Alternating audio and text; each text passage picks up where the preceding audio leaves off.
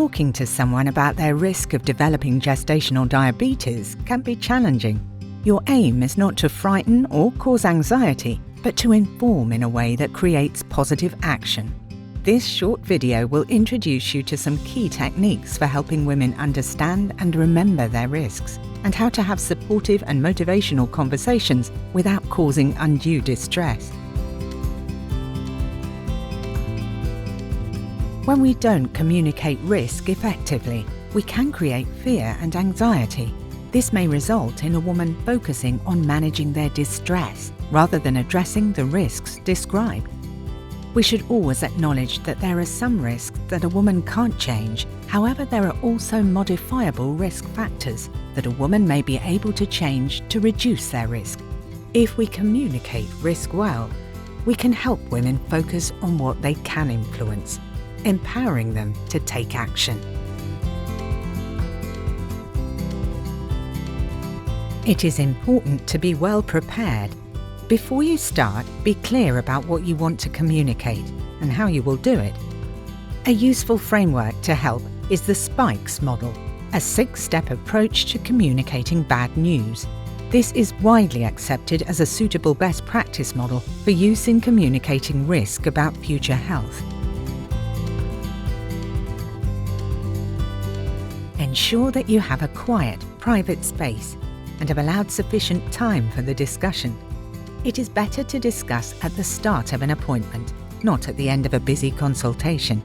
Ensure you know the woman's risk factors, both non-modifiable and modifiable. You should provide information that is relevant to them and their situation.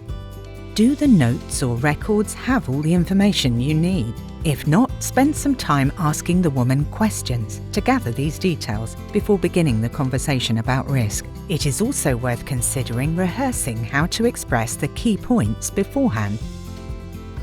You should also think about your body language and non-verbal cues. Position yourself at the same level as the woman, without a desk or other barrier between you if possible. Lean slightly forward and make appropriate eye contact to show engagement. Use a calm, measured tone of voice and nod so the woman can see you are listening. These non-verbal cues create psychological safety and help to build trust, encouraging open dialogue about sensitive topics. Once the woman and any support persons are comfortable, start by exploring their current understanding of gestational diabetes.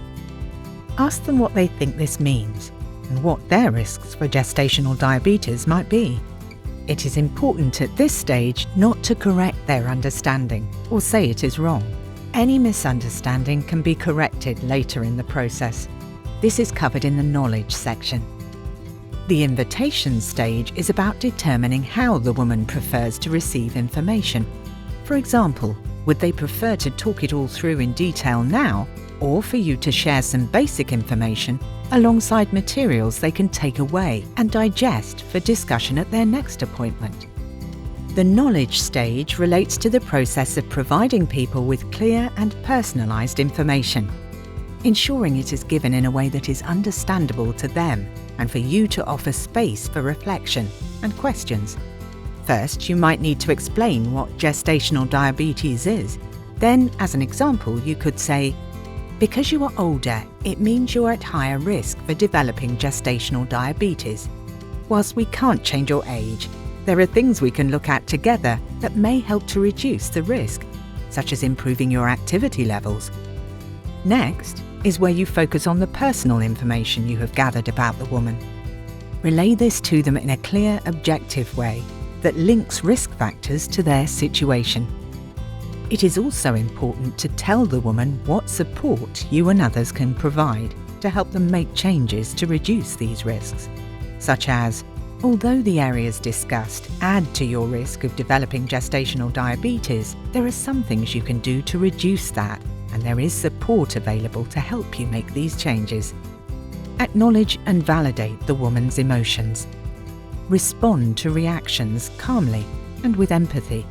When acknowledging emotions, mirror the woman's level of concern with appropriate facial expressions. If they show worry, acknowledge this with a concerned but reassuring expression. Summarise the key points clearly and positively, then develop a plan together to address modifiable risks.